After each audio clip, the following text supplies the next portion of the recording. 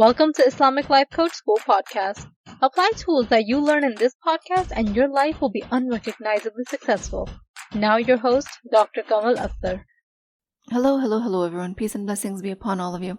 Today's podcast is not a typical step-by-step coaching guide, maybe not a lot of practical advice, but it's more of a soapbox, a soul-led reflection, because this is a deep breath that I needed.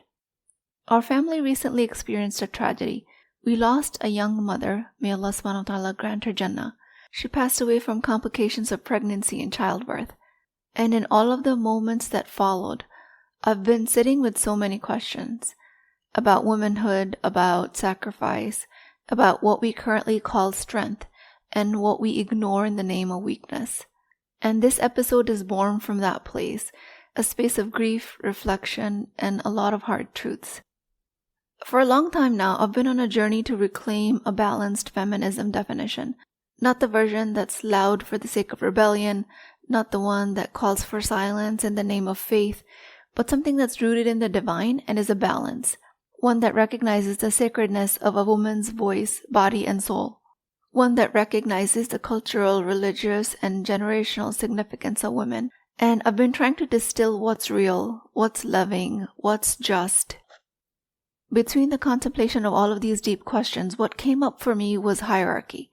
If you've been someone who felt the weight of imbalance in your relationship, especially in your marriage, this episode is for you. If you have ever questioned whether your silence was piety or self-abandonment, if you've ever wondered if your pain was normal, if you ever questioned how long it was going to go on, if you ever tried to figure out how many generations before you endured it, if you've ever been gaslit into believing your worth is tied to how well you serve others, your questions lie on the foundation of hierarchy, and you're not alone. And I'm not going to be able to give you a clean list of solutions today, but I am going to create space to acknowledge, name, and give language to what's been long unnamed. And alhamdulillah, it's not lost on me that just being able to ask these questions is a privilege. And I also don't take it lightly that I have this platform to be able to voice my opinions and be able to ask these questions and answer them. Culturally, women have been taught to forget their inner intelligence. It's not that it doesn't exist. It's not that it's less than any other.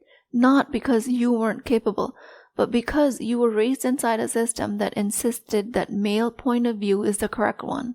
And the explanation of patriarchy that I'm providing right now is not directly linked to the recent tragedy that I described, but like I said, in the deep reflection of the questions that arose from the tragic death, I was called to shed light on hierarchy. So this is why I'm bringing up patriarchy now. So patriarchy itself didn't just take your opportunities, it stole your education, and not just the academic kind with degrees, diplomas, and exams, but the kind of education that teaches you who you really are through your own lens. The kind that includes spiritual knowledge, emotional literacy, an understanding of your rights as a Muslim woman that centers you, not just the men around you.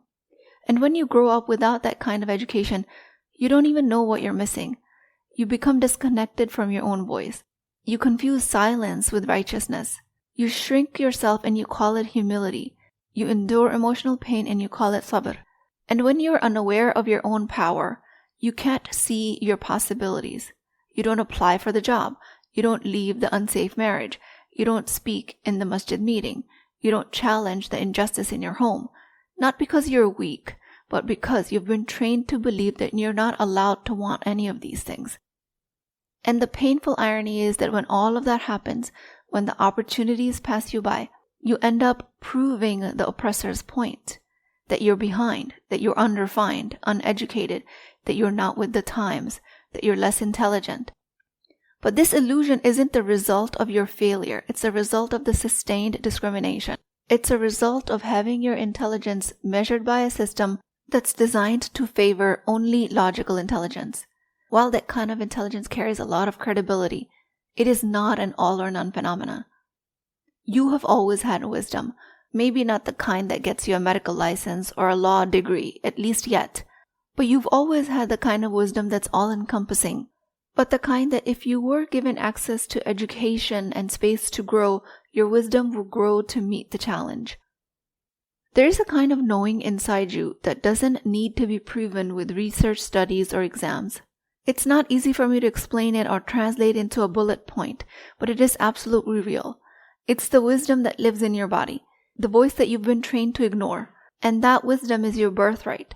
The feminine, the intuitive, the right brain dominant intelligence that's been devalued ever since the written word became the standard of credibility. Linear logical thinking, the kind most celebrated in the modern educational system. And this just happens to align with the male dominant cognitive left brain hemisphere strengths.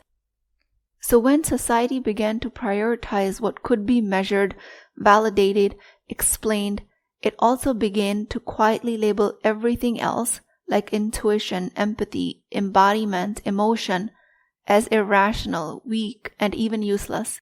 And that's how misogyny became intellectualized. But in the wake of all of this, your inner intelligence never left. It's just been dismissed and diminished. And once you remember it, once you stop outsourcing your worth and start listening to your own voice, you will see that it's been there all along. You may not have had a chance to pass the MCAT or the bar exam, but if you had the education and the safety, you absolutely could. And some of you have passed really difficult certification exams. So you do carry the linear intelligence as well. And this is not arrogance, it's truth. When women are resourced and respected, we rise. So alhamdulillah, part of this reasoning is why I created the Empowered Muslim Woman program. Not to give you something you're missing, but to reconnect you with what you already have. You don't need fixing, you just need witnessing. You need a space that believes in your divine intelligence before you even know that you have it fully yourself. EMW does not prove yourself through someone else's framework. It helps you come back to your own intelligence.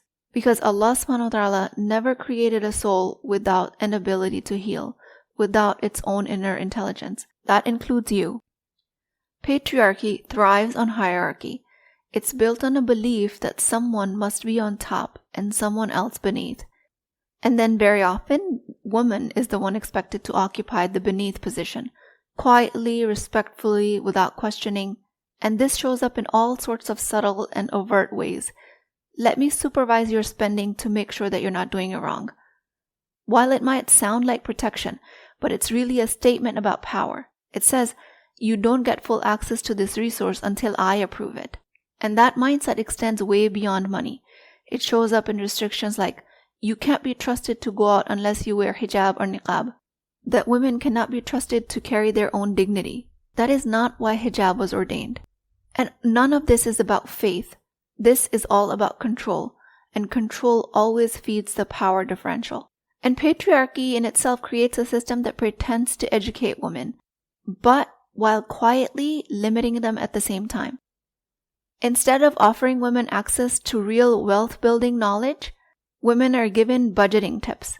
Instead of being taught about investments, land ownership, business strategy, retirement planning, women are told to cut coupons and track grocery spending.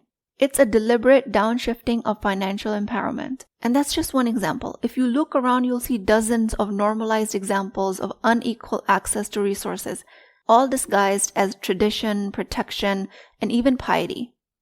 Examples like inheritance laws that are misspelled or distorted to favor male relatives in a way that ignores context or fairness. But what if in 2025 the daughter is the one who's been caring and providing for the elderly parents? What happens to the inheritance law then?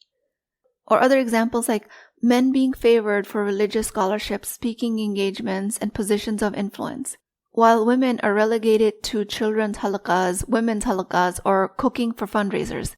Or women discouraged from traveling for education, business, or personal growth in the guise of modesty and safety. I will argue that currently we're living in a society when it's been the safest to travel as a woman. And examples like healthcare decisions made by male family members, or a woman being ashamed for prioritizing her own mental, physical, and sexual health, or women not being given education about marital contracts of nikah, that being treated as just one-sided document. Women's conditions are dismissed, overlooked, because man's preference is what counts. How much education does a young Muslim girl get about what she can put in her nikah contract? I will argue that most little girls don't even learn that they have a right to have something put in a nikah contract. And these are all collective, not isolated incidents. These are patterns, things that influence the power structure, patterns that ingrain in women a subconscious belief that you exist in relation to someone else's authority. If you study Islam, you will know that relationships are not meant to be about hierarchy. Not in friendship, not in parenting, and especially not in a marriage. Marriage was designed to be a mutual agreement, a place of shared growth, shared decision-making, mutual benefit, and a source of peace above all. And in any relationship that thrives only when one person has the higher power while the other one submits, that's not a partnership, that's pure imbalance. So when you're told over and over again that your worth is connected to having successful relationships, that you're more valuable if you're married, more respected if you're partnered, more complete if you can bear and raise children, more and more you don't call out these types of cultural contexts, the more you start to believe that your worth is only intact when you're with someone. But the reality is your worth is 100% whole, with or without a man in your life. It is untouched whether you're married, divorced, never married. You're not less because you're a single parent. You're not more because you nurture children flawlessly. You're not more because you have a very high net worth. None of this adds or takes away from your worth.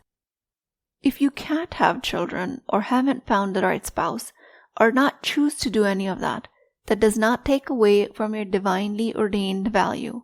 The one that men also have, the one that is measured only on the basis of taqwa, belief in Allah subhanahu wa ta'ala, and nothing else. You are worthy because Allah created you worthy. No hierarchy can add to that. No relationship can validate it. No absence of a partner can subtract from it. The system may be unequal, but you are not. And these hierarchical power dynamics don't just happen. They settle into your life slowly, subtly, when you forget the balance and you trade it in for the belief that his way must be the right way, that the man's logic, his tone, his order, his decisions are more valid than yours. That's what patriarchy trains all of you to believe. And when you buy into that belief, even if a little bit, you unknowingly participate in your own disempowerment. And the solution, while I might have promised you in the beginning of the podcast that I might not be able to give you any, but solution starts with awareness. It starts with education. It starts when you finally give yourself language to describe what you've been feeling for years. Language that reminds you it's not your personality. It's a socialized pattern. It's not just you being confused. It's a consequence of being raised in a world that devalues your kind of intelligence. So let me be clear about one thing. What I'm saying here is not the toxic brand of feminism that demands women to rise by tearing men down. I don't believe women need to burn men at the stake to reclaim their power. This is not what this is about. I believe men and women were created equally. Their difference is not in their worth.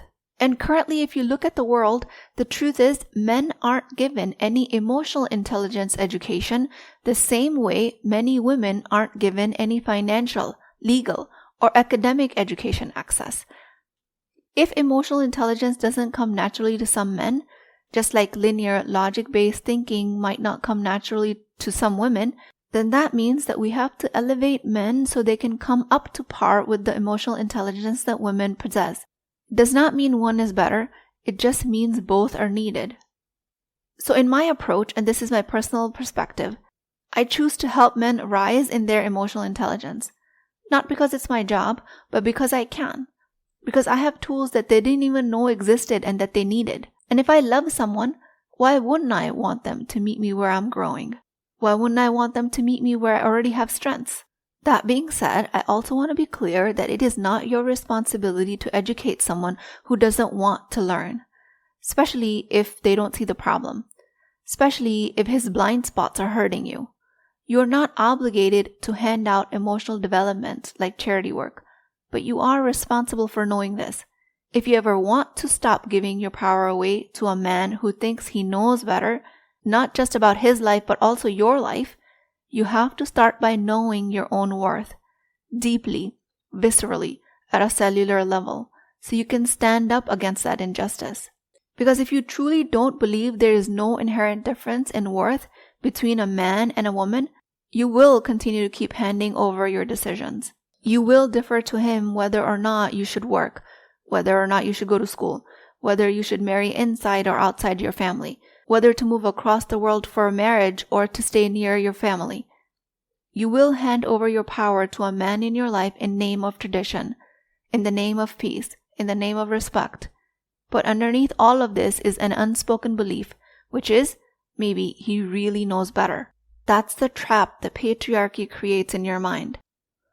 So yes, you might feel stubborn, even defiant, about not wanting to educate men on emotional intelligence. And I totally get it. I totally respect that. This instinct is valid. It should be his responsibility to learn the skills he was never taught.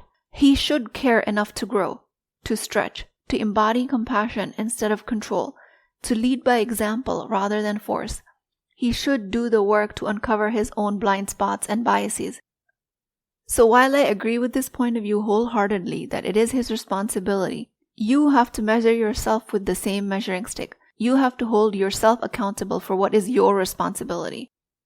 While you're holding him accountable for his blind spots, you must also hold yourself accountable for your own. Your job and your responsibility here is to actively learn what you were taught to ignore. You unlearn what's keeping you small.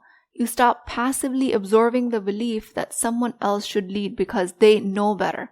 Your job is to wake up to your own mind, your own patterns, your own internalized hierarchy, and to create the change from the inside out. And yes, that is exactly why I coach.